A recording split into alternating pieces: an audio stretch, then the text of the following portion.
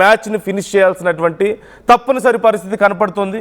ఈ నేపథ్యంలో చాలా గడ్డు పరిస్థితిని పాకిస్తాన్ ఎదుర్కోబోతుంది. వర్షం కారణంగా ఒకవేళ మ్యాచ్ రద్దయినా సరే నెట్ రన్ రేట్ ఆధారంగా సెమీఫైనల్కు న్యూజిలాండే వెళ్లే అవకాశాలు చాలా క్లియర్గా కనిపిస్తున్నాయి. మరోవైపు ఇండియాపై విషం కక్కుతున్నారు పాకిస్తాన్ మాజీ ఆటగాళ్లు. పాకిస్తాన్ మాజీ పేస్ బౌలర్ మహమ్మద్ అమీర్ శ్రీలంకపై గెలిచి పాక్ సెమీస్ ఆడుతుందంటూ కామెంట్స్ చేస్తూనే భారత్ సెమీస్కు వెళ్లదని, వెస్టిండీస్పై ఖచ్చితంగా ఓడిపోతుందంటూ కొంత ఓవర్ యాక్షన్ చేస్తున్నటువంటి పరిస్థితి కనపడుతోంది.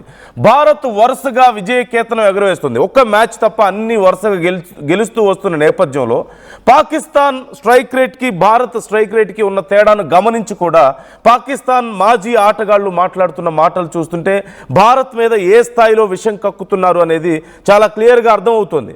ఓ పక్క పాకిస్తాన్ వెస్టిండీస్ మ్యాచ్కి సంబంధించి చాలా కీలకమైనటువంటి స్టాటిస్టిక్స్ మనకు కనపడుతున్నాయి.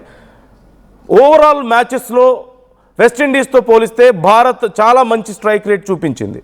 మరోవైపు T20 వరల్డ్ కప్కి సంబంధించినటువంటి మ్యాచ్ల్లో మాత్రం వెస్టిండీస్ భారత్ కంటే చాలా మెరుగైనటువంటి ప్రదర్శన గతంలో చూపించింది. భారత్ మీద 4 మ్యాచ్లు ఆడితే 4లో 3 వెస్టిండీసే గెలిచింది. ఒక్క మ్యాచ్ మాత్రమే ఇండియా గెలిచింది.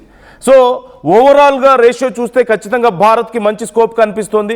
కానీ T20 రికార్డ్స్ మాత్రం చూస్తే వరల్డ్ కప్కి సంబంధించిన మ్యాచెస్ చూస్తే వెస్టిండీస్ పర్సంటేజ్ కొంచెం బెటర్గా కనిపిస్తుంది రేషియోలో.